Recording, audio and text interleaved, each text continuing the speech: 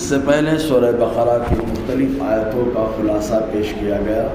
ابھی اپنے سامنے جو آیت کریمہ ہے، اللہ تعالیٰ فرماتا ہے اللہ ولی الذین آمنوا یخرجهم من الظلمات الی النور والذین کفروا اولیاؤهم الطاغوت یخرجونهم من النور الی الظلمات اولئک اصحاب النار هم فیہا خالدون۔ اس آیت کریمہ کے نزول کے تعلق سے مفسرین کرام نے لکھا، ارشاد فرماتے ہیں کہ حضور صلی اللہ علیہ وسلم کی آمد سے پہلے بہت سارے لوگ حضرت عیسیٰ علیہ السلام کو نبی مانتے تھے، ان کا کلمہ پڑھتے تھے، اور بہت سارے لوگ حضرت عیسیٰ علیہ السلام کا انکار کرتے تھے، اور وہ لوگ بتوں کی پوجا کرتے تھے، ان کو مشرک کہا جاتا تھا، اور بہت سارے لوگ ستاروں کی پوجا کرتے تھے، عیسیٰ علیہ السلام کو نہیں مانتے تھے۔ لیکن جب حضور صلی اللہ علیہ وسلم جلوہ گر ہوئے، تب ان لوگوں نے جو حضور صلی اللہ علیہ وسلم کا کلمہ پڑھا تھا، یہ وہ لوگ ہوئے جو حضرت عیسیٰ علیہ السلام کا انکار کرتے تھے، یعنی مشرکین۔ ان لوگوں نے کلمہ پڑھ کر کے اپنے آپ کو ایمان والا بنا لیا۔ لیکن جو لوگ حضرت عیسیٰ علیہ السلام کو مانتے تھے، حضور صلی اللہ علیہ وسلم کی آمد کے بعد آقا علیہ السلام کے نبی ہونے کا انکار کر دیا، جبکہ حضرت عیسیٰ علیہ السلام نے بارہا ان لوگوں کو حضور صلی اللہ علیہ وسلم کی آمد کے تعلق سے خوشخبریاں سنائی۔ خود قرآن مقدس میں بھی موجود ہے کہ حضرت عیسیٰ علیہ السلام نے کہا مبشرا برسول یأتی من بعدی اسمہ احمد، ایسے رسول کی خوشخبری دینے والے ہیں جو میرے بعد آئیں گے اور ان کا نام احمد ہوگا۔ یہ حضرت عیسیٰ علیہ السلام کا قول قرآن میں بھی ملتا ہے۔ تو بہرکیف ان لوگوں نے حضرت عیسیٰ علیہ السلام کو مانا تھا، لیکن حضور صلی اللہ علیہ وسلم کا انکار کر دیا۔ تب آیت کریمہ نازل ہوئی اور ارشاد فرمایا اللہ تعالیٰ نے کہ جو ایمان لایا اس پر اللہ تبارک و تعالیٰ کا خاص کرم رہا، کیونکہ اللہ تعالیٰ نے ایمان والے کو ہر طرح کے اندھیرے سے، ہر طرح کی تاریکی سے نکال کر ایمان کی روشنی میں اللہ تعالیٰ نے جگہ عطا فرمائی ہے۔ اور جو لوگ ایمان سے نکل کر کفر میں جا رہے ہیں، شرک میں جا رہے ہیں، تو بہت سارے اندھیرے ہیں اور اندھیرے میں ان کو لے جانے والا شیطان ہے۔ اللہ تعالیٰ فرماتا ہے اللہ ولی الذین آمنوا، اور اللہ ان لوگوں کا والی اور مددگار ہے جو لوگ ایمان لائے۔ ایمان لانے والوں کا والی اور مددگار اللہ تبارک و تعالیٰ ہے۔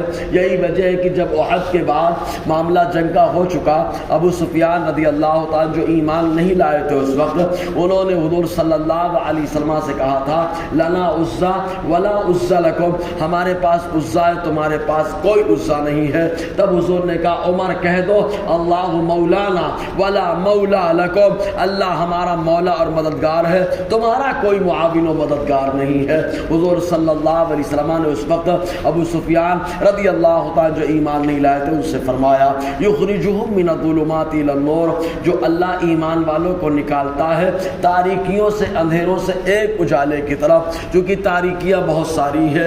پہلے تو کفر کا اندھیرا، پھر شرک کا اندھیرا، پھر گمراہی کا اندھیرا، پھر نفاق کا اندھیرا، پھر ایمان لانے کے بعد مرتد ہونے کا اندھیرا، پھر گناہوں کا اندھیرا، بڑے گناہ کا اندھیرا، چھوٹے گناہوں کا اندھیرا۔ لیکن اللہ تبارک و تعالیٰ جب کسی پر کرم فرماتا ہے تو اس کو تمام اندھیروں سے نکال دیتا ہے الی النور، ایک نور کی طرف، ایک روشنی کی طرف، اور وہ نور ایمان ہے اور وہ کمال ایمان ہے۔ والذین کفروا اولیاؤہم الطاغوت، اور وہ جنہوں نے کفر کر دیا ان کے والی شیطان ہے، طاغوت ہے۔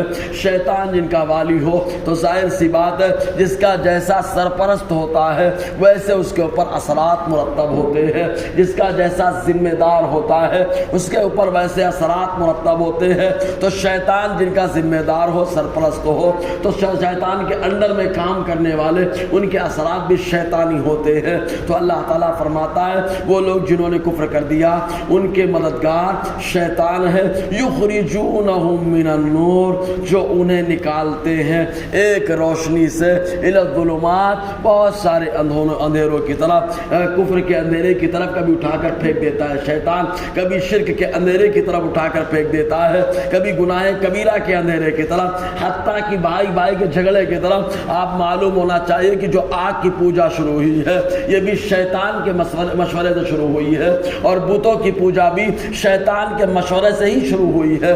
آگ کی پوجا کے تعلق سے روح البیان کے اندر علامہ اسماعیل حقی علیہ رحمۃ الرضوان ارشاد فرماتے ہیں، لکھتے ہیں کہ جب حابیل اور قابیل کا معاملہ درپیش ہوا اقلیمہ کے تعلق سے، تو فیصلہ کن بات حضرت آدم علیہ السلام نے کہی اور ارشاد فرمایا کہ تم لوگ قربانی پیش کرو، جس کی قربانی مقبول ہوگی اقلیمہ کا نکاح اسی سے کر دیا جائے گا۔ تو دونوں نے، حابیل اور قابیل دونوں نے قربانی پیش کی، اور اس زمانے میں حضور کی آمد سے پہلے قربانی جو بھی کی جاتی اگر وہ مقبول ہوتی تو آسمان سے ایک آگ آتی اور اس کو کھا کر کے چلی جاتی۔ چنانچہ دونوں نے قربانی کو پیش کر دیا، لیکن آگ نے خالی جو ہے حابیل کی قربانی کو کھایا۔ اقلیمہ کا نکاح حابیل سے ہو گیا، قابیل جو ہے حسد میں چور رہا، تو شیطان نے آ کر کے قابیل سے کہا آؤ ہم تمہیں بتاتے ہیں کہ تمہارے بھائی حابیل کی قربانی کو آگ نے کیوں کھایا۔ وجہ صرف یہ بنی کہ تمہارا بھائی حابیل چپکے سے جا کے آگ کی عبادت کرتا ہے اور آگ کو راضی کر لیتا ہے، اس لیے آگ آ کر اس کی قربانی کو کھا رہی ہے۔ اگر تم بھی آگ کی پوجا شروع کر دو تو آگ تمہارے کنٹرول میں ہوگی اور پھر تم اس کے بعد جو ہے قربانی پیش کرنا، آگ آ کے کھا لے گی۔ اس طریقے سے حابیل پہلے سے بھائی کی حسد میں مبتلا تھا، اور جب آدمی حسد میں مبتلا ہوتا ہے تو پہلے گناہ کرتا ہے پھر کفر کرتا ہے۔ جا کر کے قابیل جو ہے آگ کی پوجا کرنا شروع کر دیا قابیل نے، تو شیطان کے مشورے سے اور ابھارنے سے ہی آگ کی پوجا شروع کی گئی، اور مجسموں کی پوجا، پتھروں کی پوجا اور اسٹیچو وغیرہ کی پوجا شروع ہوئی، یہ بھی شیطان کے مشورے سے۔ چنانچہ سورہ نوح کے اندر 5 لوگوں کا ذکر ملتا ہے جن کا ود، کسی کا نام یغوث، کسی کا نام یعوق، کسی کا نام نصر ہے۔ اس طریقے سے 5 لوگ تھے بڑے اچھے، اور لوگ ان سے بڑی محبت کیا کرتے تھے، بخاری شریف کی حدیث بھی ہے۔ چنانچہ جب ان کا انتقال ہو گیا تو لوگ ان کی محبت میں رونے لگے۔ اس کے بعد شیطان نے ان کو مشورہ دیا بڑی یاد آتی ہے تو ایسا کرو ان کا مجسمہ بنا لو، ایک مورتی بنا لو اور آ کر کے ان کے مورتی کو دیکھ لیا کرو، سکون مل جایا کرے گا۔ چنانچہ لوگوں نے بنایا مورتی اور بنا کر کے رکھ لیا، دیکھ کر کے تسلی حاصل کرتے رہے۔ جب یہ جنریشن ختم ہو گئی، دوسری نسل آئی، دوسری جنریشن آئی، تو شیطان نے بتایا تمہارے باپ دادا ان مجسموں کی پوجا کرتے تھے، ان کی عبادت کرتے تھے۔ چنانچہ وہ جنریشن بغیر سوچے سمجھے ان کی مجسموں کی پوجا میں مبتلا ہو گئی۔ اس طریقے سے مجسموں کی پوجا ہو یا آگ کی پوجا ہو، سب سے پہلے شیطان کے مشورے سے شروع ہوئی۔ تو اسی کو اللہ تعالیٰ فرماتا ہے کہ شیطان کافروں کا ذمہ دار ہے جو انہیں اجالے سے نکالتا ہے اندھیروں کی طرف۔ اولئک اصحاب النار، یہی جہنمی ہے، ہم فیہا خالدون، جہنم میں ہمیشہ رہنے والے ہیں۔ اب شیطان والی ہے، انہی جو ہے شیطان جن کو کنٹرول میں رکھتا ہے انہی میں سے ایک نمرود ہے، اس کا ذکر آگے ملتا ہے انشاءاللہ، اس پر تبصرہ رہے گا۔